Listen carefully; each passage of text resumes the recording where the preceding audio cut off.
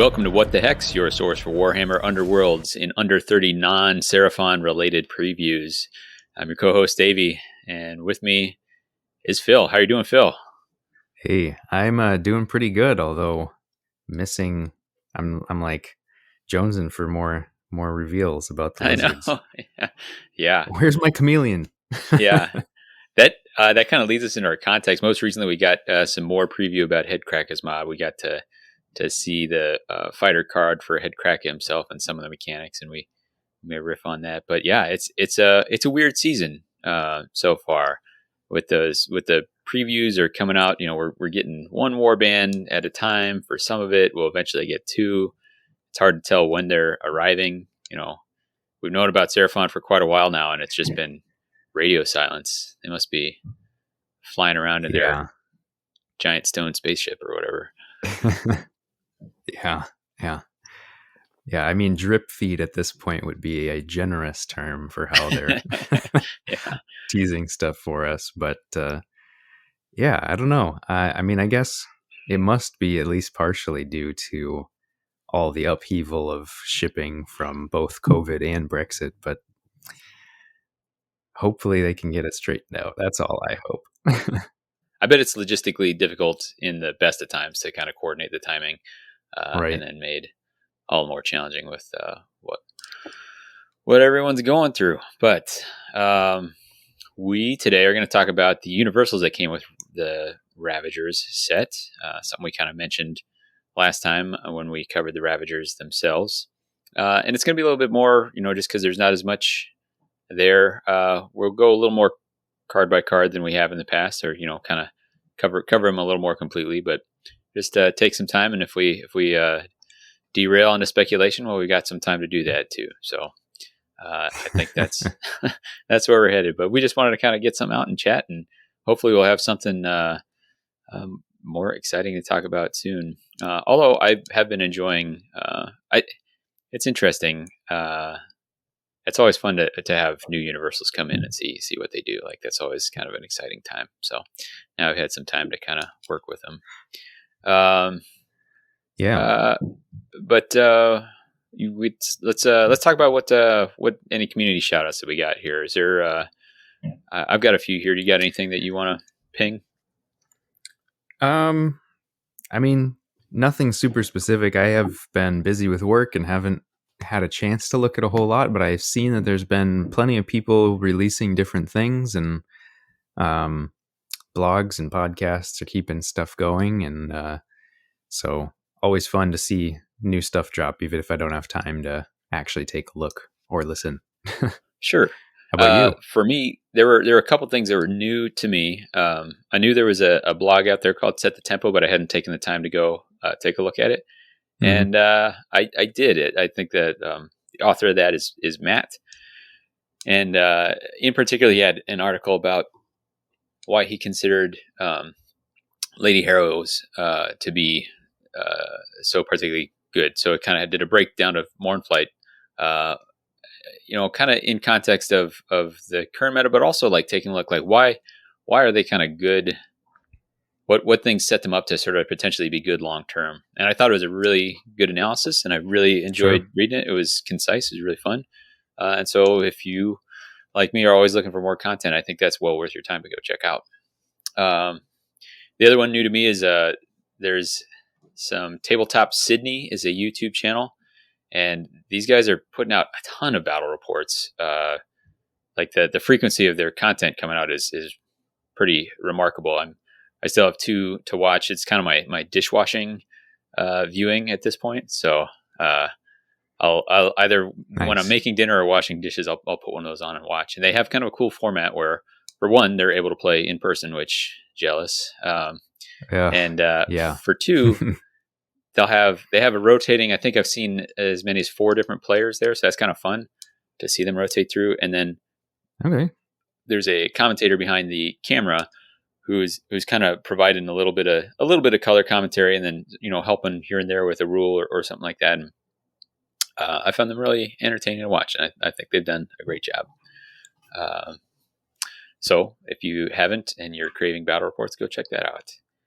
Awesome. And then finally, I I guess that's one blog, one video, and then here's one from the podcast. Chatting Crit is back with another episode.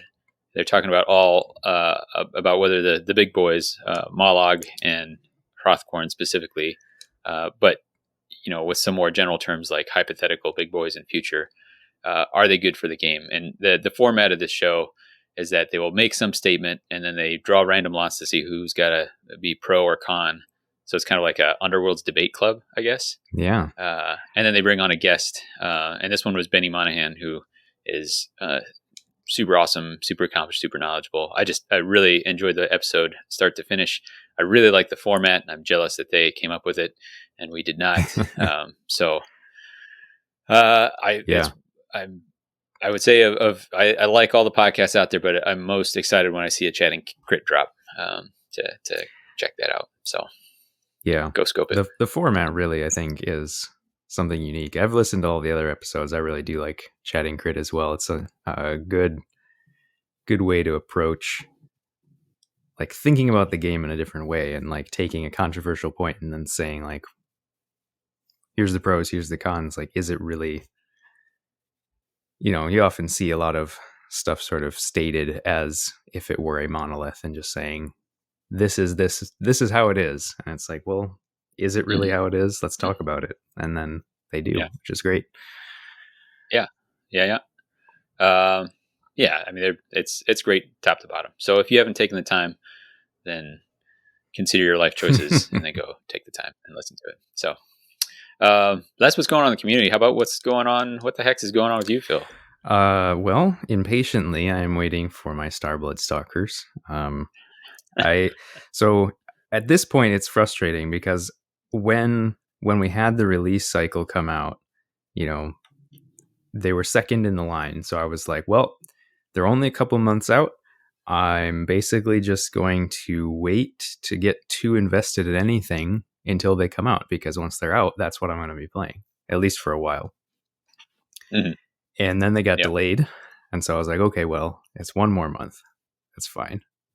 And then I don't know. It just keeps getting stretched out. And so I just keep waiting and wanting to start knowing what they're all going to do so I can start planning. But we have yet to see a whole lot of previews. But that's fine.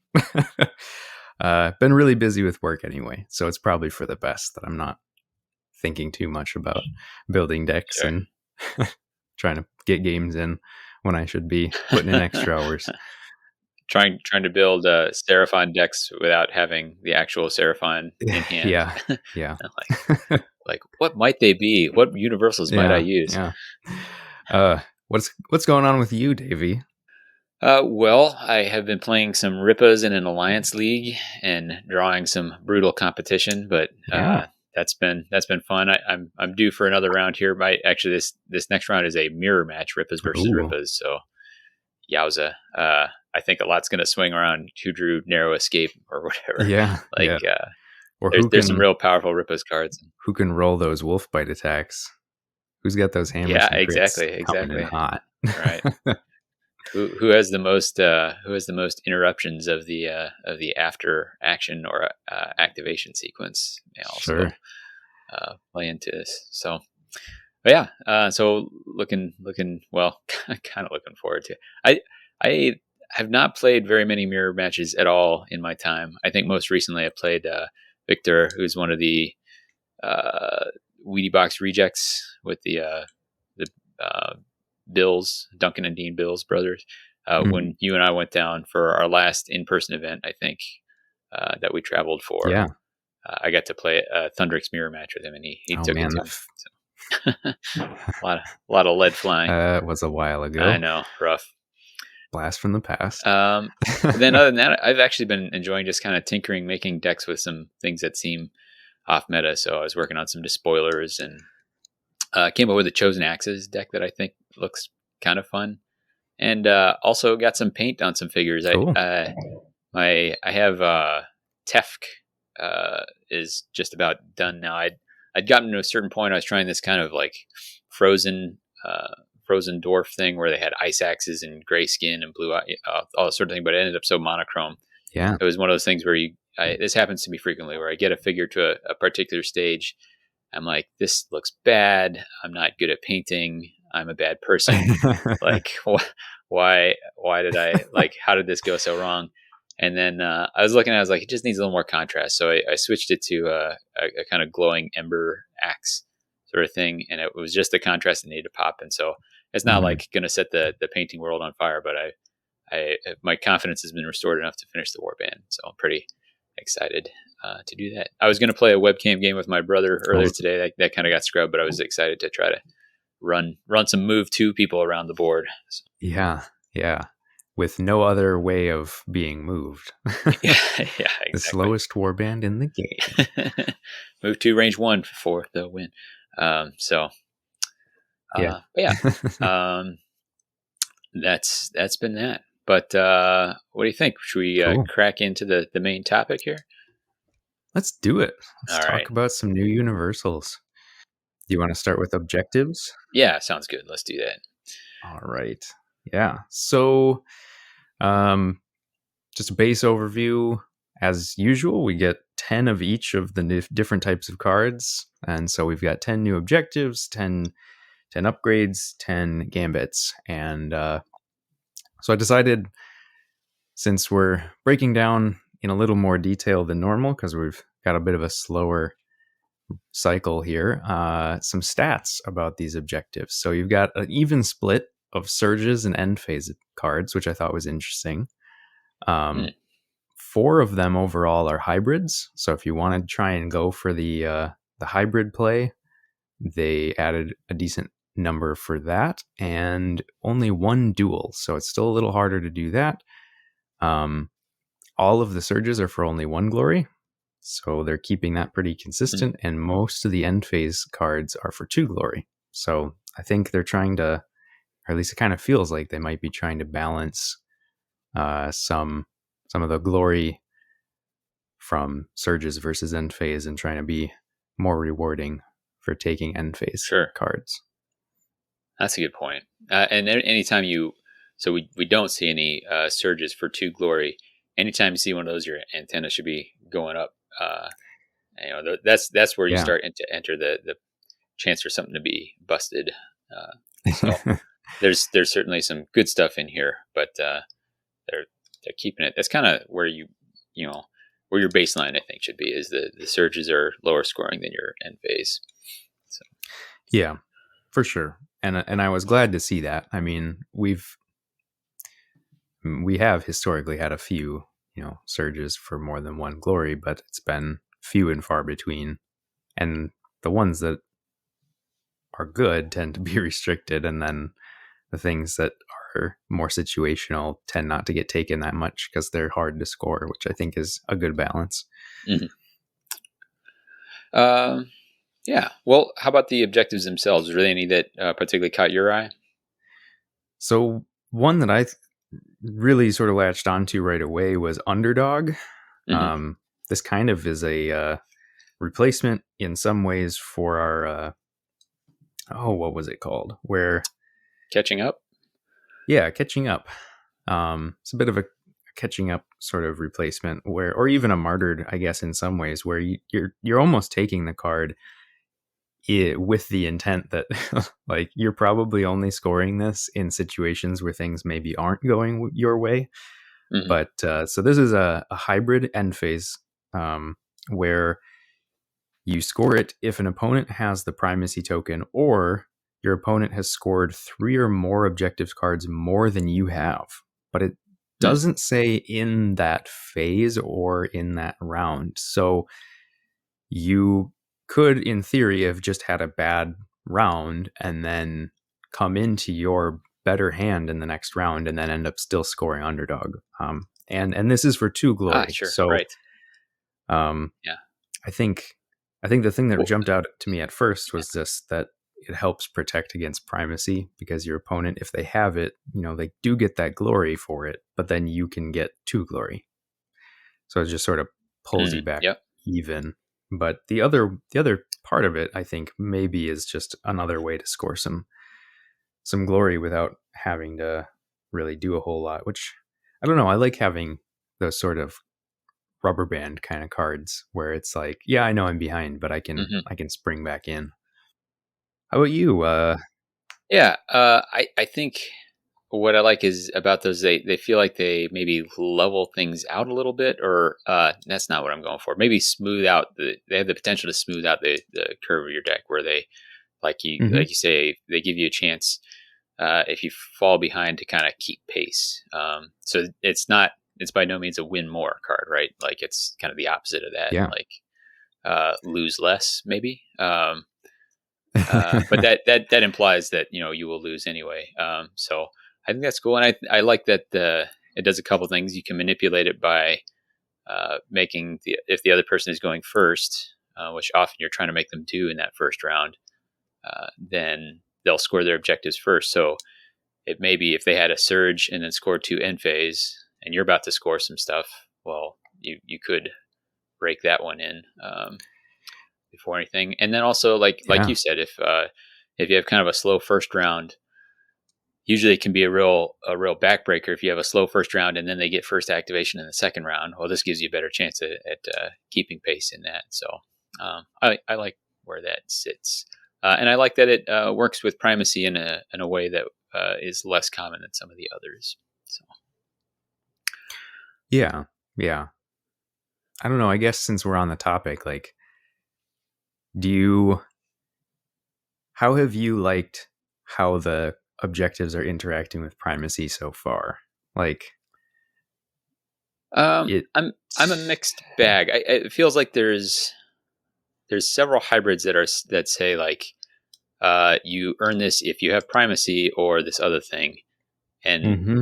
uh, I guess that feels a little, maybe almost a little easy. Like I'd like to see other ways, like have a surge for if you get primacy and it is your first or second activation of the round, or something like that, where it kind of pushes you uh, to take some risks earlier, or something like that. I think sometimes I Yeah. feel like it's a little bit just do what you're going to do anyway, and those become very popular or very attractive, because anytime you have objectives that are like, hey, did you play the game how you want to play it anyway? Okay, then you score. Then those are pretty tasty.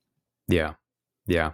And I'm, that's sort of how I've been feeling so far, is that almost all of them feel like they're very aggro-centric, and they're very much like, hey, you've got a guy who just runs around and hits stuff really hard. Well, here's some stuff that you can score for free because you're going to do that anyway.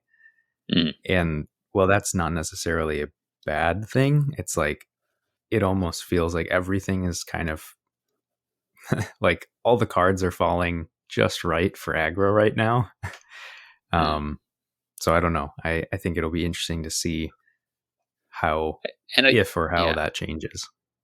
I think the other piece of this is that, so in Beastgrave, there are hunter and quarry cards. There were objectives that scored for hunter or quarry. Uh, Hmm.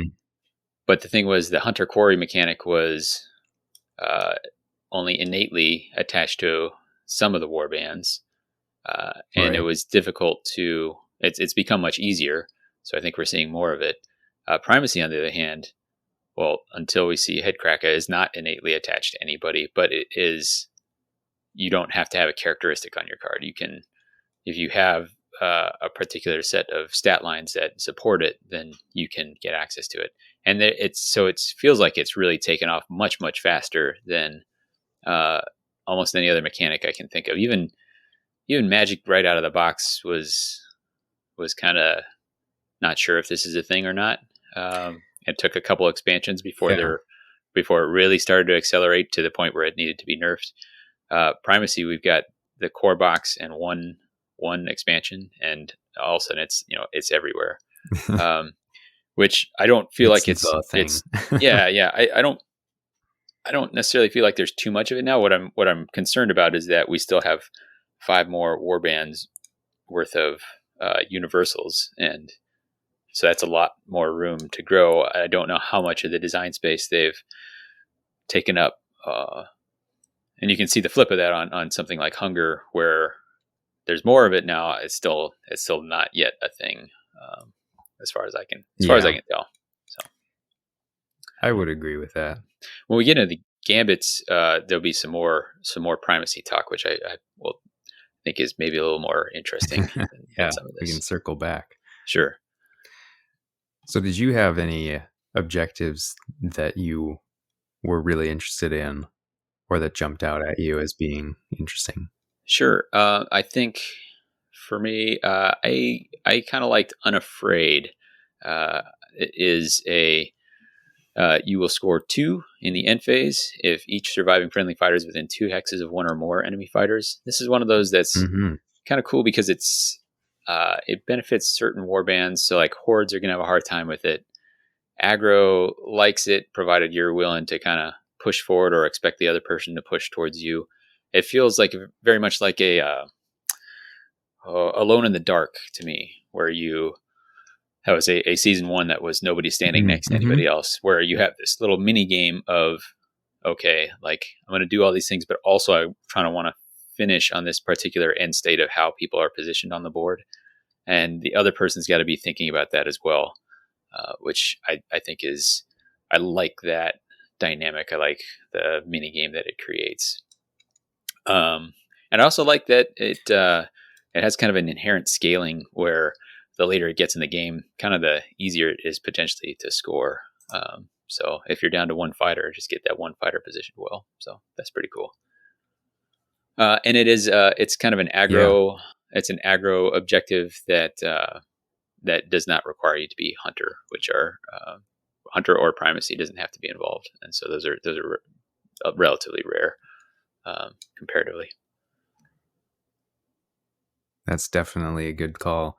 Um, and I really like the comparison to Alone in the Darkness. I hadn't really thought about it, but it's almost like they knew that Alone in the Darkness was a good idea, but the execution wasn't quite there because it was very easy to score passively, and like you'd have situations where people just were like, well, I'll just play chess now and like move my Yeah. guys around the board and then score stuff and never have to like make attacks or worry about anything other than positioning, which is I think Hmm. fine, but I know a lot of people had a problem with that. And now that's sort of like, well, let's Hmm. flip that, where it's still positioning and it's still for the same glory, but now you have to be close to your opponent.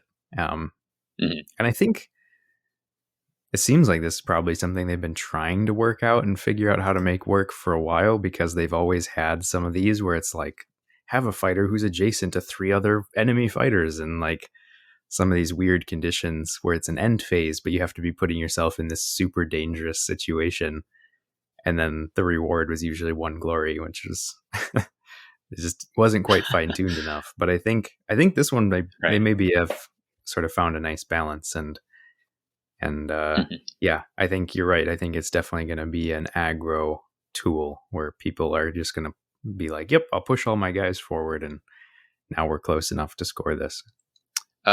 What else? What else caught your attention? Yeah. So I guess this maybe goes a little bit back to some of the stuff that we were talking about already with primacy, but I thought Unassailable was a nice aggro one.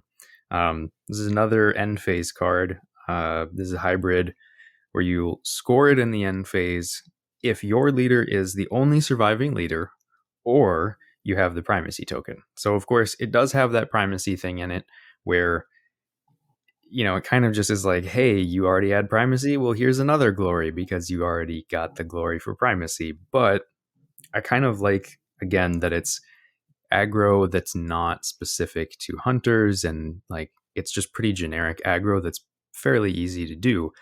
At some point in the game, make sure that your opponent's leader is dead. Like Yeah. it's always a good thing to just have a nice trigger in there, and but it's not assassinate. You don't have to kill them to in a round to score it. They just have to be dead. Hmm.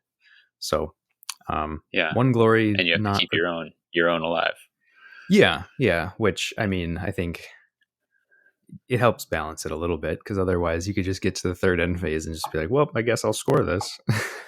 Sure. Everybody's dead, but that's okay. Um, but yeah, I like just giving another tool that's not it's not too easy, but um, it's also generic enough that lots of different groups can use it. Mm. Uh, there's one that I have. Um, I've not included in a deck yet. Rested Dominance. This is a Surge hybrid. So you score one. It's your first option is score immediately after you gain primacy token from an opponent, or an activation Yeah. if your warband holds an objective that another warband held at the start of the round.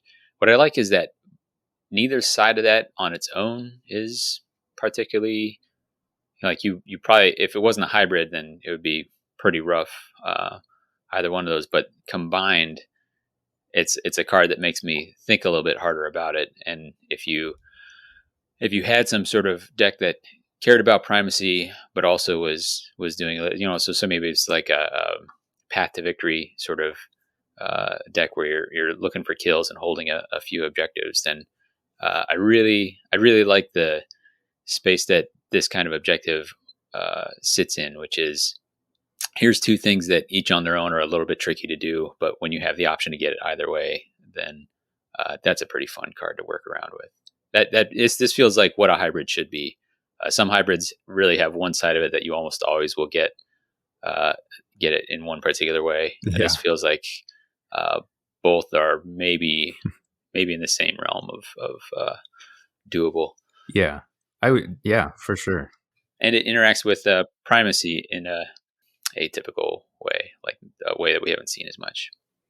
Yeah, and it's cool that it's like when you can get it from your opponent. So it's not even like, hey, I'm aggro and I'm just going to go grab, primacy on the first attack of a round by smashing some Ganglebro. You actually have to have had your opponent get it first. And so I think that's nice. I think it'll be, I don't know if it necessarily will lend itself better to flex or if it'll lend itself better to control, but I like that there's at least the option there for either way. We can see some of that play style maybe coming back if we keep getting cards like that. Mm-hmm. Anything else you wanted to talk about with the objectives? I think the only other one that I thought seemed interesting was just another aggro one, Pitiable Death. So also a hybrid where you can score immediately with a fighter's attack action that takes an enemy fighter out of action if they had a hunger counter or they were on a starting hex. So I think this right now is probably not going to get a lot of play unless you're playing very aggressive and you're just planning on going and getting kills right away. Mm-hmm. But I do like seeing that there's going to be some glory reward for doing stuff with hunger counters, and maybe then also this kind of a balance where it's like, yeah, maybe you'll get something for having counters on, but then I can score glory for killing you for having those counters as well. Mm-hmm. Mm-hmm. And I mean, I'm hoping that with the vampires we see something with hunger. I mean, at this point, right, like we just don't have even enough going on with it in the cards to understand what the trajectory really of the hunger mechanic is going to be, other than, right, hey, play some cards and get some counters. Like, I don't know. Yeah. I think this is a good example of an objective that right now, a hybrid objective that right now fits the category of one that is almost always going to be scored one way. The other is kind of on there just to turn it into a hybrid, like the hunger counter side of it. And the kill somebody on a starting hex side is interesting. It feels a little bit hard to control. And so it's come into a couple decks and then been cut for something else for me. But I think, again, like, it's something to keep an eye on. If hunger starts to be a thing, then all of a sudden it gets a little more interesting, particularly if it gets to be a way where you can, I know there's already some things out there where you can put hunger counters on other people or manipulate them. And so if that side of thing bulks out a little bit more, then take another look at it. And if that is the case, then all of a sudden it's the kind of hybrid that I quite like, where neither side is particularly easy, but when you have the option of both, it's fun. So, for sure. unless you got any other thoughts, let's kick on to gambits. Yeah, let's do it. I mean, we talked about a good number of the objectives, but I think I think those are the standouts in my opinion. Any initial thoughts for the gambits? Yeah, I think you marked this one down, but I'm going to snatch it away from you because it was something I was talking about a little bit. The feign strength and feign weakness cards. Uh, Yeah. these are cards that manipulate the primacy token, and they do it in cool ways, in my opinion. So feign strength is gain the primacy token. Uh, you just get it, but then if you have the end at the end of the action phase, you discard it. It has a weird line that says this effect persists until the end of the round. So I'm not sure if Yeah. this is a thing where if persisting gambits are eliminated, do you all of a sudden lose the primacy token? Maybe. Um, and then feign weakness is you have to already have it. You give it to the other player, and then you get a spent glory point. So it's well, I've Mm. talked in the past Hmm. that there's debate about whether a single card is worth one glory. That's kind of a rough. This is actually worth slightly less than a glory if you just look at it at face value, because you are getting a glory, but it's already spent. But what this does is if it unlocks it, it gives you the chance if you have surges that say score if you gain the primacy token. So if you've already got the primacy token and then you draw into one of those surges, this is a card that will let you give it away so you can earn it again and get some extra benefit on the side. Yeah. It'll help that rested dominance if that's something you've got. You can make sure the other person gets it briefly and then pick it up. So I like what these are doing. They're playing with that, and then feign strength is one where grab primacy, and there's certain cards like that give you additional benefits if you have primacy, which can sometimes be tricky to get Right. early in a round. Let's make sure you have it early in a round and can leverage those bonuses. Also, a little bit of speculation, not really speculation, but from what we've seen of the Headcrackers mob, he's the boss has an ability that inspires a fighter when the warband gains primacy. This in Headcracker Yeah. is essentially like an inspiration strikes. So, Yeah. Which I mean, that having just a ploy to inspire is always a good thing. So this does even more than that for them. So yeah, certainly is a good choice. yeah. Depending on what they have, how much better they get when they inspire. We haven't really seen both sides of the cards or anything like that, or all of them. So, I mean, if it's more of Sure. a hungering Skaven inspiration, then not so much. But if it's you know if it's something else, then yeah, a bigger deal. So I that's exactly what I was looking for primacy, is ways to interact with it that are not just did you happen to be playing with primacy? Yeah. Yeah. And I hope that these two cards are a indicator of where primacy is going to go, and then Hmm. like what the nuance of the game is going to be for the rest of the season. Hmm. um I think it could get pretty crazy with like the head games that you'd have to be playing to understand what's going to be the back and forth based on cards for the primacy token. Yeah, Could get like a yeah, game inside a game yeah, going there, totally. which I think is always fun. Which ones captured your attention there? Well, the one that really jumped out at me first was Beast Path, and I think this might have, or Beast Trail. I should. Yeah, That's the real name. you're reaching back for a hidden path. Yeah, it's I like was. I was. Uh, I think it's funny that they must have known how much they were like calling back to that, because the art is almost the same too. It's just a skink on there instead of Magor, um, but yeah. So this one it's essentially hidden paths. So you choose a friendly hunter or quarry. So at least it's not any fighter.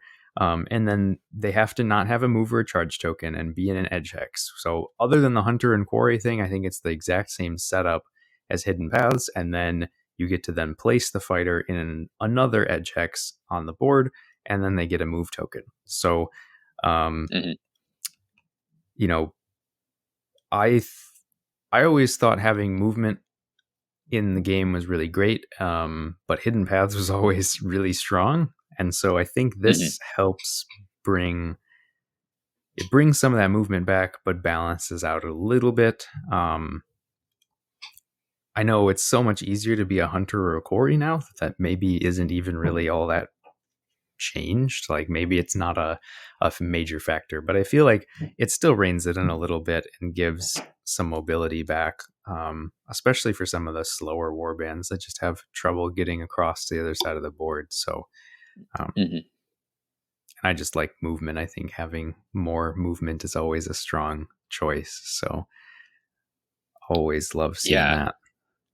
it's a positioning thing. I think this card on its own increases the likelihood that you are either taking a warband that has innate hunters and quarries, or are taking upgrades to give yourself hunter and quarry. Like it's strong enough that you kind of need to ask yourself that question. As like when you're on, like when you're deciding on those last couple of upgrades, like, oh, am I including, if I'm deciding between these two, should I go with savage strength instead of, whatever, just because becoming a hunter? Or maybe a better, more apt one would be, am I taking a soul tooth weapon instead of an amberbone weapon to turn myself into a hunter just so I can unlock this gambit? I think it's that strong. And I guess I mean, outside of the actual mechanics of the card, I do think it's fun that they're continuing to support the hunter and quarry mechanic.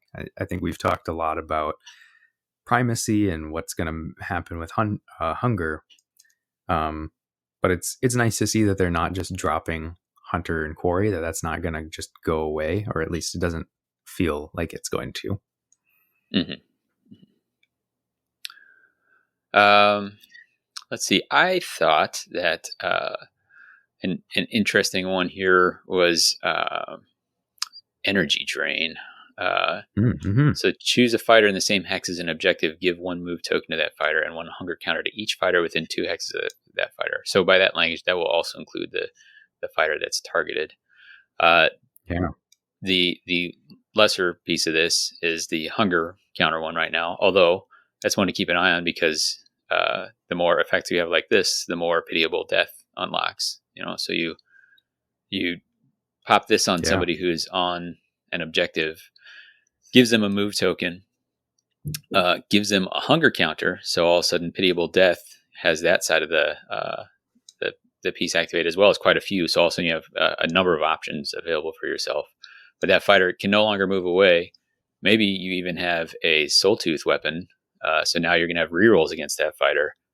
Uh, and so Yeah. now you've set up a target. Obviously we're setting up like a 3-card combo for something, but I'm just saying, like, this is in that realm of things. I think it's a very nicely made card, because if somebody's not moving on to objectives, then it can end up kind of festering in your hand. But we're currently operating in a meta where, Yeah. because everybody's worried about dominant position type effects, where is the other person holding more, there's a lot of incentive, even if you don't score for standing on them, there's a lot of incentive to stand on them, to either deny them or to keep yourself relevant in that particular race. And I think anything that is saying, like, here's the reason. Now you have to have to make the hard decision between, do I stand on this to prevent dominant defend or dominant position, or do I, and then put myself at risk of getting an energy drain, or do I steer clear? I like the pressure that it puts on somebody's decision making processes, knowing that this might be out there. Yeah. I would definitely agree. And I like I'm not sure. I haven't looked, and maybe you remember. But it feels like there's been more cards that have abilities that lock you down, like by adding a move counter, um, than there used to be. Um, and I like that they keep trying to, you know, tweak that play space and Mm. that kind of control. Because like you said, I mean, you can do a lot by just making someone already have a move token. Um, like I don't know, the possibilities are probably just about endless. So I don't know. I hope that continues and that you see more of that type of control play. Um, That's, I Yeah. mean, we don't want it to be too easy, but Right. still want it to be. Specifically balanced like this, where there's some defensive counterplay. Yeah. Transfixing stare, transfixing Hmm. gaze. That was an extremely powerful card, and there wasn't a lot of defense you could do to it because it was just, are you within 2 of your target? Yeah. And so if they were willing to put somebody that close, but even that's, that's often not all that close. Um, you couldn't counterplay as much on this. Here you have counterplay, but you might not want to take advantage of that counterplay. You can not stand on objectives with fighters that you can't afford to gain a move token, uh, but that may not be the right decision in the moment. So I've already said it, but I really like that there's counterplay, but it's difficult decisions involved in that counterplay. Yeah, for sure. What else have you got that you are digging on? Yeah. So, I mean, I think I think a lot of these are good. I think gambits are almost always good. Like it's hard. There's, if you look at them long enough, you can probably come up with some uses for just about any gambits. But I felt like since there's only two spells that I would say a little bit about one of them. I do think Storm of Foreboding is interesting. So this is a gambit spell where you need two focus, I think, right? Lightning bolts is focus. Am I ever going to get that right? No, swirl or focus, lightning bolts or Oh channel. man. Yep. Nope. I don't think I'm ever going to get it. But anyway, so you need two lightning bolts. So it's not super easy. But it's still doable. And then if you're playing with certain cards, like with Storm Sires, you can make that actually quite simple.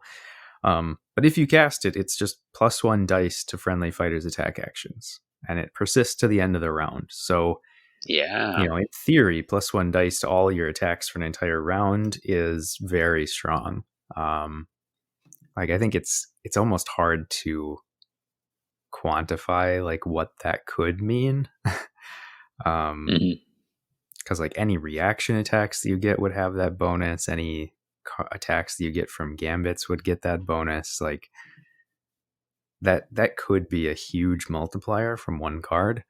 Um, so I know there's not a lot of magic being used right now, but knowing that they're like sprinkling in a little bit more here and there, like I feel like at a certain point we might hit a critical mass again where it's like, oh yeah, magic is still a thing and it's good. um, Yeah. so Yeah. There were some objectives that we glossed over that mentioned casters or were magic related, and yeah. I think I like that there's that piece where like keep an eye on this, and it's cards like this where you're like keep a close eye on this, because uh, Yeah. this is Banana Town. If you like, imagine triggering this with Wormspat or anyone basically that Yeah. that has somebody who can get this to go. Ooh, man, you are doing some work all of a sudden. Yeah. I mean, like Sepsimus, who's got reach too, so he could be making a lot of attacks. Hmm. Uh, +2 dice. It's pretty spicy. So, Hmm. yeah. You got any more in the Gambit No, there's realm? there's there's one more spell, which Hunter's Aspect. It's not amazing. It's almost most notable for the fact that it casts on a single channel. So if you're Yeah. trying to build a stable of, I'm going to cast a bunch of spells, that's where that sits. I think it also turns your caster into a hunter, which can unlock the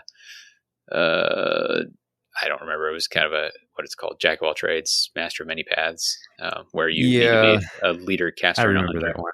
Yeah. So just Right. just a side note, but like we said, there's as more and more of those salt in, then you start to look. It's worth looking each time you get a release. Like, have we gotten there yet? Try building a deck. Does it look good? All right. Yep. So, Yeah. but no, that's Yeah. that's about it for me. How about upgrades? Any particularly juicy ones Yeah. here for you? I think there's some. So there's some that are like very obvious standouts. And I guess I can start there because it's like, yep, we should probably talk about it. It's kind of obligatory, right? Mhm. Um, so I think scavenged armor might be one that's just very much going to be used. This is an upgrade that, and I think this is the first time we've ever seen this, but it's an upgrade that cannot be equipped unless the fighter is in enemy territory. But Not in your territory. So no man's land actually works for I this one guess, as well. yeah. So Yeah. important distinction there. Um, but when you do give them the upgrade, they gain a guard token, and it's a +1 wound upgrade. So +1 wounds by itself is always good, since there's like, I mean, there's a decent number of +1 wounds in the game right now, but they all kind of have their own quirks of how you get them out. I think this one is pretty easy to play, and it has the added benefit of giving a guard token. So like, you could have a fairly aggressive move, but then you play this afterwards, and your fighter's probably somewhat safe. So, Mm. um, I don't know. I think that's a pretty easy choice in a lot of situations if you're playing aggro. Which I know we keep saying that like a lot of this is for aggro, but that sort of felt like the beginning of Dire Chasm so far has been very aggro centric. Sure. I do like this a lot. It makes, a lot of times, especially in that first round where you're trying to figure out when am I going to make that charge. If you've been forced to go first, in particular, where you're going to charge, or even if you're going second and you want to get 2 charges in, it means that one charge that you made that puts you at risk. It just opens up your landing spots as well as, and I think it more in those terms than my defense got better, but if you are a purifier figure on 2 dodge or something like that, then this is a great boost defensively and for positioning. So that's cool. I can think of some decks where Yeah, I'm reluctant to take this. Sometimes having played a fair amount of control in the past, sometimes you just don't want to get forced forward. You want to be able to have access to it. I think it's a great one, and for sure. weirdly gives another plus wound upgrade in an environment where we already have quite a few of them floating around. But that's Yeah. neither here nor there. For Just for balances out the aggro, right? sure. Uh, let's see. For me, as a Jigathra fan, Soultooth Javelin, make anyone into a Jigathra. Also with Clee, which I Yep. keep forgetting about.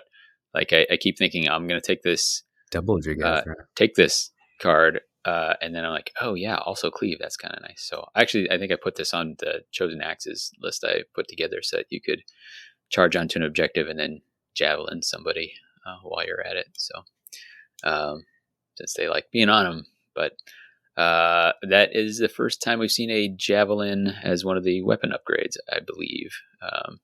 We've seen it on printed on I cards, but believe that is true. so hooray for Yeah. more javelins. Yeah. How do you so I also looked at that one, and I'm just curious what your thoughts are about like what is the val or what is the do you have any reluctance to be using a weapon upgrade that can only be used once? With Amberbone, like, yeah, you could break it, but you had to actually hit with it. Whereas with the javelin, if you whiff, it's just gone. Yeah, I think certain warbands are more excited about this than others because this is actually pretty nice for a Reaver-ish warband where you don't expect a given fighter, like Yeah. Reavers or Yep. Godsworn or something like that. You're going to make that attack, and then you're probably going to be dead after that. Right. So this is nice for that. But I also like it. Let's say you were crushes and you're just trying to like those dudes get a WA token for making an attack, and this allows them to make an attack from further away. So, you charge to somewhere that you want to be going, whip a javelin at somebody, maybe lay some damage on them, which I guess on the downside makes it harder for you to grab the primacy counter because you've pre-damaged somebody. But maybe they're only 2 health and you kill them anyway. And maybe that's the wild counter you needed to inspire. All of a sudden you're inspired, you move 4, and you can follow up with the rest of your attacks. So I think a lot of upgrades in the game you actually only really use once when you think about it. So I don't find that as limiting as it appears out of the gate. It has a weird thing where it makes you into a hunter, but then as soon as you throw it, you forget how to be a hunter. So as a little anti synergy, if you're like, because I put this in, I was like, Yeah. oh yeah, and then Beast Trail, I was like, it's kind of awkward because you know Yeah. can't charge to a spot on the edge, throw it, and then Beast Trail in a later turn or whatever. Certainly is one of those interesting things, though. And I mean, I guess this is a little bit of a tangent, but a lot of these temporary hunter effects, like you can get other hunter upgrades played, and then even if you lose hunter, you already have the upgrades out, so they're just there, right? I mean, you get to Hmm. keep the benefit anyway, so Hmm. sort of an interesting way to, even if you lose, even if you know you're going to lose it, like you could still take advantage of this to gain some other nice upgrades along the way as Sure. well. Yeah. Yeah.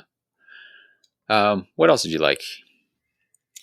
I really liked the idea, and I haven't really thought through how good it is yet, but I really like the idea of the Geomancer's Gauntlet. Mm. Um, and this is one where like it's so weird. Like I don't know that anyone's gonna try this, but so it an upgrade that gives you an action, and the action flips each feature token that's within 1 hex of the fighter who's wearing the gauntlet. And so, like in theory, you're like, okay, well, I could stand next to maybe more than one, and I could flip them and then do like feed the Beastgrave. But then you realize that you can't normally do that. Feature tokens have to be 2 spaces away from each other. Hmm. But with cards like Mischievous Spirits and uh, Restless Prize. yeah, that's the one. Restless Prize. I wanted to say Shifting, and I was like, that's not right. Um, so I mean, if you really wanted to, I guess you could start moving the board around and then flipping stuff, and it's just kind of like, well, are we going to keep seeing flipping as this mechanic? Like, are they going to keep going there? We know from the earlier Mm. preview with the leader of the Starbloods, I can't remember his name right now, um, but he's got a inbuilt thing on his card where once per turn he can flip a feature token within 3 hexes. So it's another one of those mechanics where we haven't seen a lot yet, but I think it's another thing to keep an eye on, and I think it could be very interesting. So it caught my attention for that reason. Sure. Yeah. It what most interesting is it helps unlock the potential for Feed the Beastgrave as an end game strategy, right? Like, Yep. I think some people see this card and say, okay, like now there are enough tools out there to make Feed the Beastgrave something I could try for. And I like that. I like that it basically says here's another archetype that you could go for. Jury may still be out on whether it's actually doable or not, but Mm-hmm. let's see what else. For me, I would say uh, Dominant Defender and Rod of the Archmage are interesting to me. They're both Yeah. ways to get primacy without the traditional way. So Dominant Defender, if you're on an objective, you're on guard. If you ever roll defense with no successes, you lose primacy if you have it, which often you might be anyway because you might be dying and giving it up if you're a leader Yeah. or you're getting one shot. But also you can react, and if you had a crit, gain the primacy token. Also, notable, it's after an attack action in which you rolled a crit. So that's kind of a nice space to occupy as a Yeah. defender, especially the after attack action is a pretty useful spot to be because it can shut down a number of offensive effects. So good for both those. Definitely. And then Rod of the Archmage is kind of a magic one. Did you finish them off with a gambit spell or spell attack? Yes, then gain primacy. So a different way to kind Yep. of Yeah. and just another small piece that they're throwing out to wizards. So again, Yeah. slowly building that arsenal of effective choices for them. What else? I think Feral Symbiote is an interesting one. So it's a +1 damage to range 1 attack actions, which is usually pretty good. See that already get used a decent amount. And then the other effect is that after a fighter's activation, not attacks or anything, just activation in general, you give them a hunger counter. And if they then have 3 or more hunger counters, you'd have to deal them 1 damage. So it's another example similar to, was it Feral Strength? They're the one where it's like you get -1 defense but +1 damage. Savage Strength. Savage Strength, that's it. Where they're giving out more ways to get bonus damage, but it's not as simple as something like Great Strength where you just get more damage. So I think that's good. I think it's always nice to have that give and take where it's not so easy to just say, yep, always gonna want this.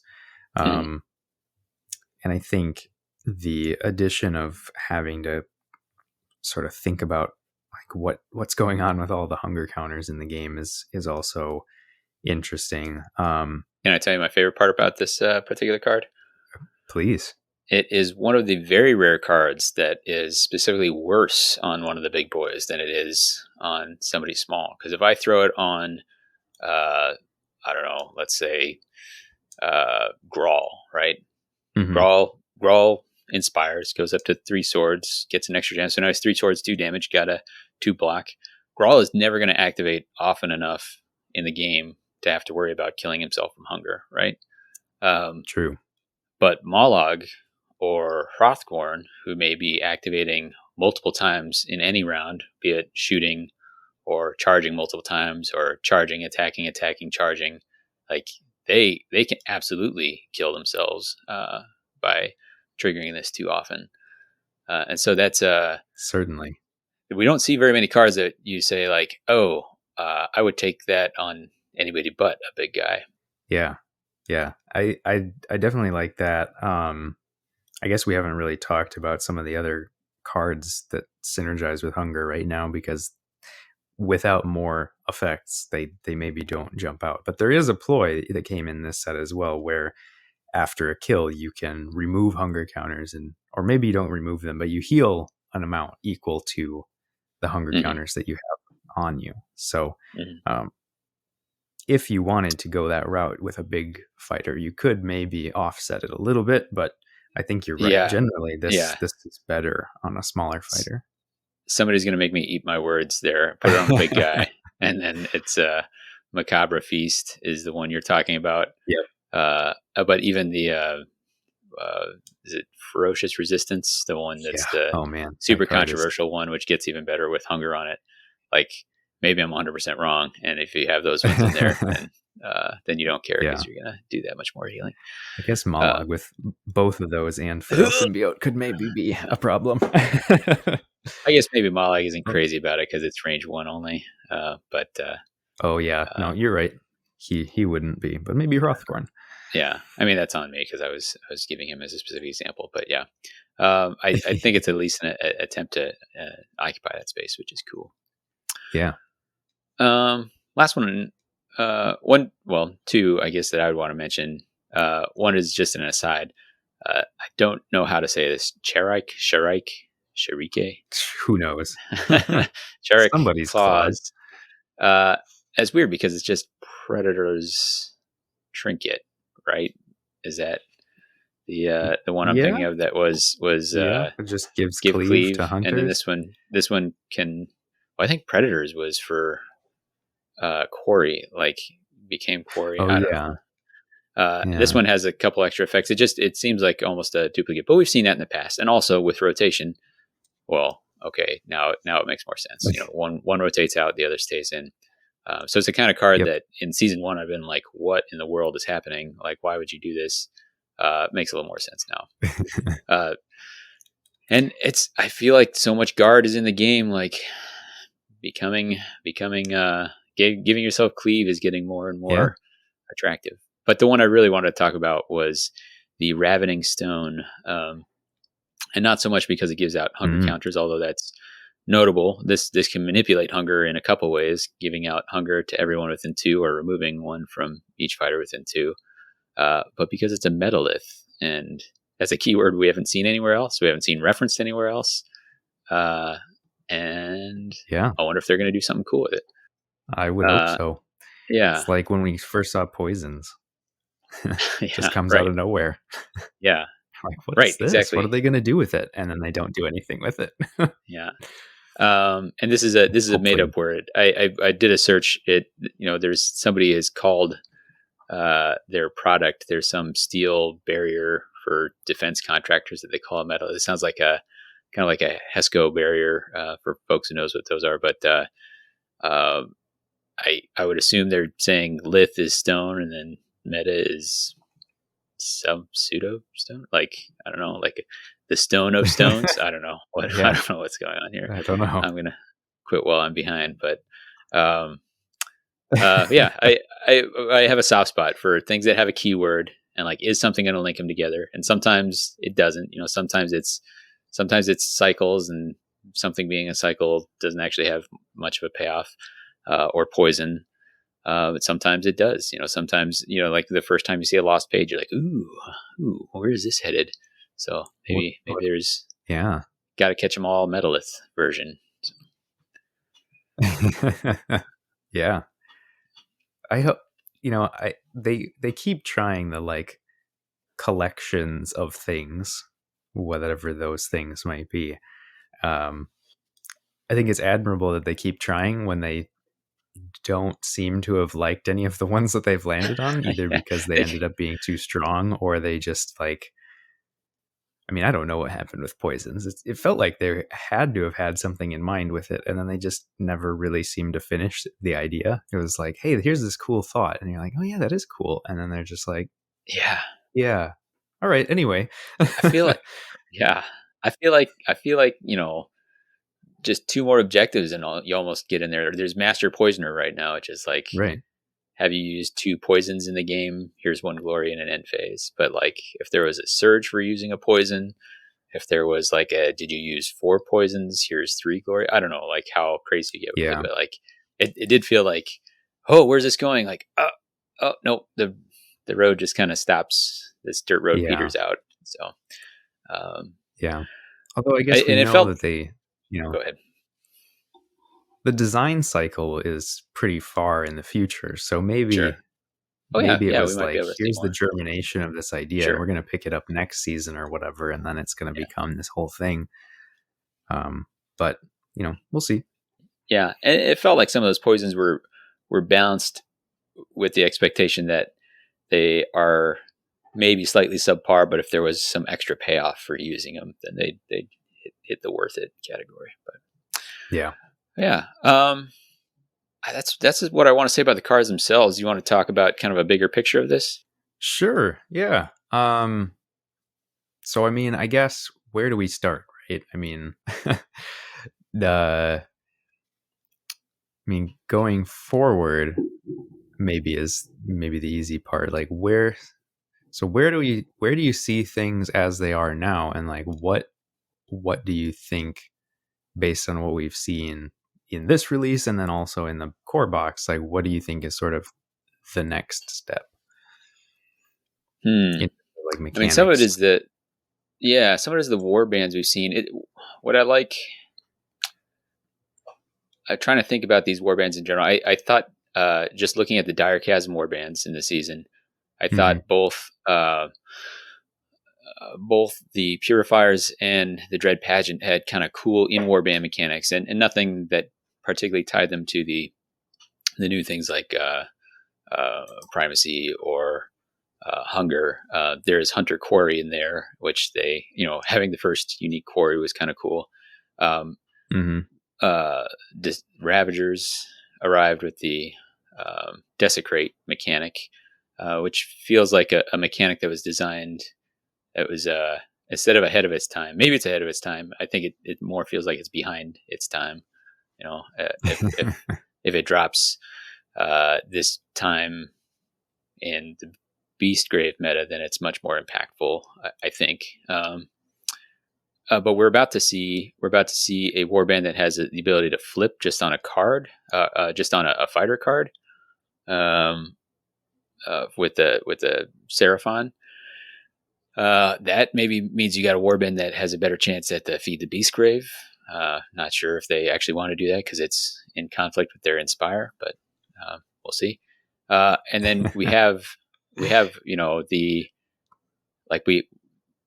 we'll see how this plays out, but like Magic had the Curse Breakers, Hunter Quarry had Hrothgorn. We're about to see Hunger has the Vampires, and Primacy has Headcrackers Mob. I think it's a potentially dangerous thing. It always potentially limits a design space. Like Magic had to be brought in not because Elthari was abusing Magic, but because Curse Breakers could, and then you end up with collateral damage. So it'll be interesting to see, is there collateral damage to Hunger or Primacy because of warbands that can leverage it so strongly, where all of a sudden cards that you might be willing to lean into the Hunger mechanic with your Despoilers, but you can't because it's been restricted because it's too good with the Vampires or something like that. So on the one hand, I wouldn't say worried. I'm interested to see how that plays out, but I'm excited to see other play styles kind of drop into the meta and see what kind of warping effect it takes on the meta as a whole. The arrival of one warband or mechanic can sometimes have pretty far-reaching ripple impacts, and that's pretty cool to see. Yeah, I would definitely agree, and I'm also very curious about what is it going to mean where seemingly each of these warbands is like a pillar of a different game mechanic. Mm-hmm.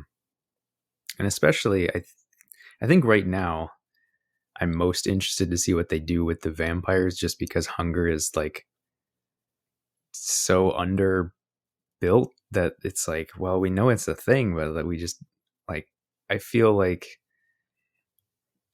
either they're going to turn it on for themselves and everyone else is going to feel left out in the cold because they still don't really have a lot of benefit for using it, or there's going to suddenly be enough cards that it's like it'll completely flip a switch and all of a sudden Hunger is like this big thing that everybody has to deal with, both mm-hmm.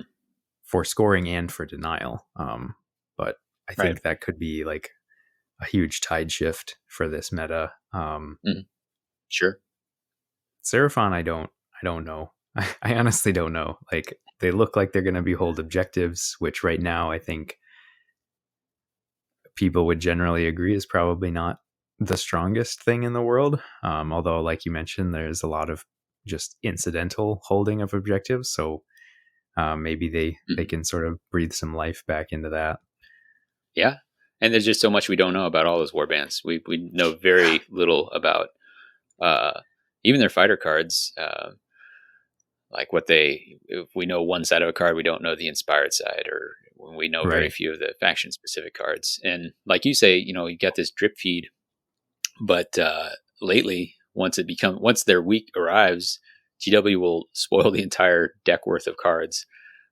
Which is always like kind of a little mini Christmas day for everybody goes a little bit crazy for a 2-week period while they're like trying to process all the new information and like rewrite all the cards. And I guess maybe this is a natural like turning point of what do we see coming down the future as well, is there's probably another not too far in the future.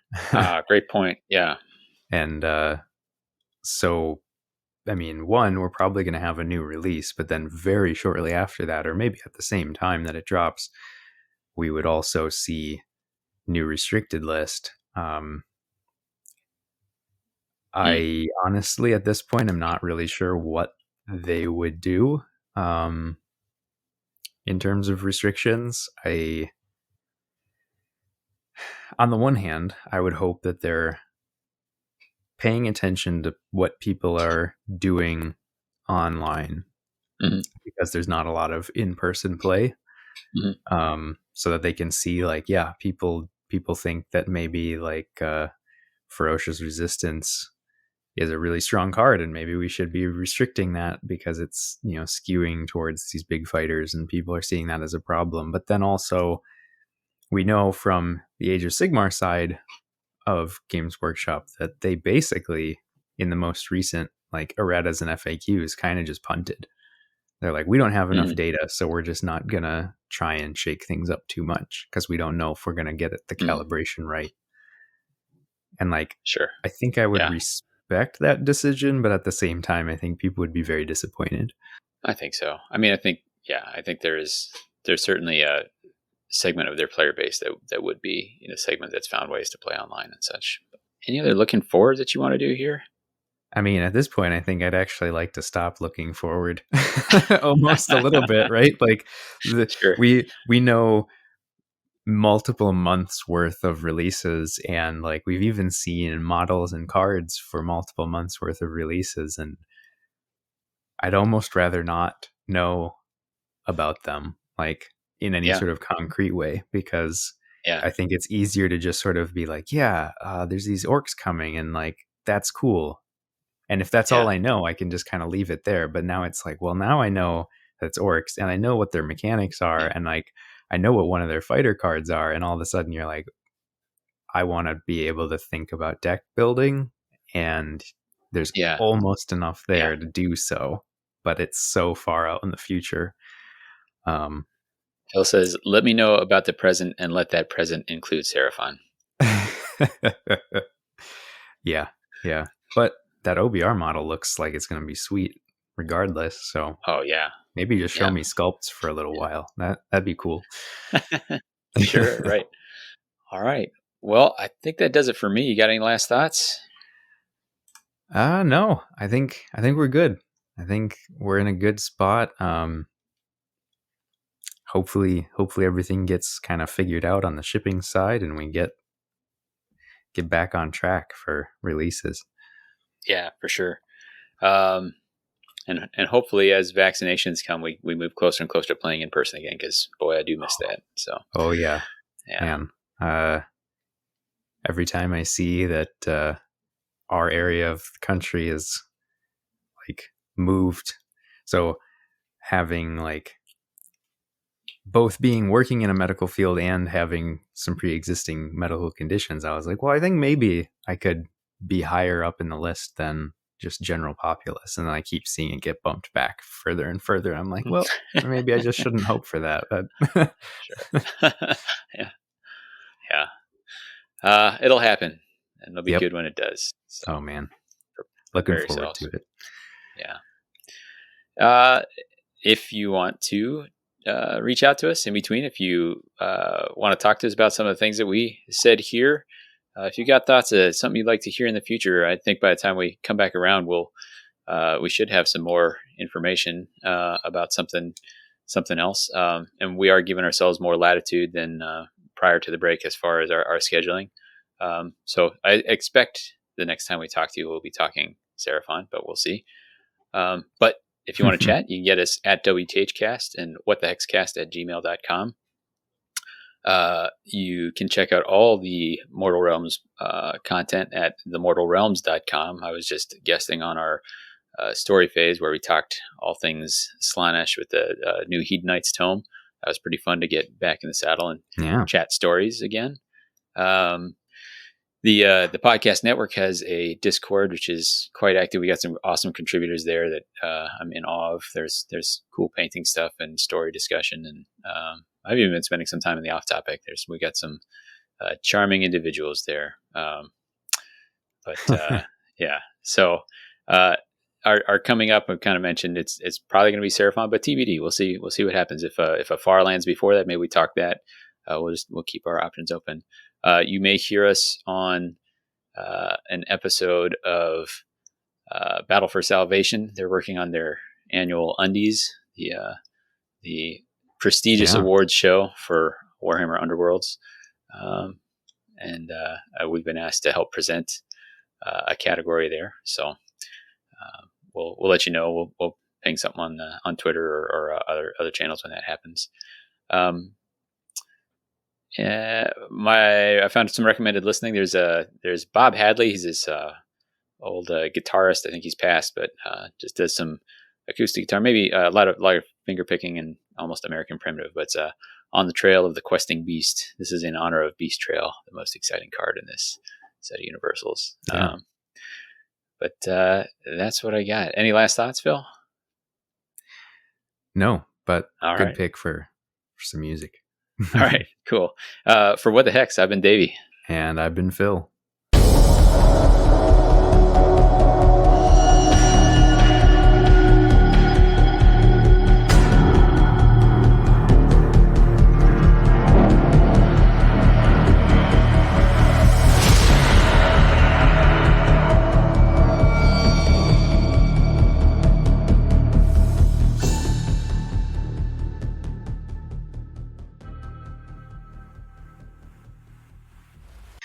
I would guess by the fact that you were wrapped in a blanket that you too podcast from the basement. So I do.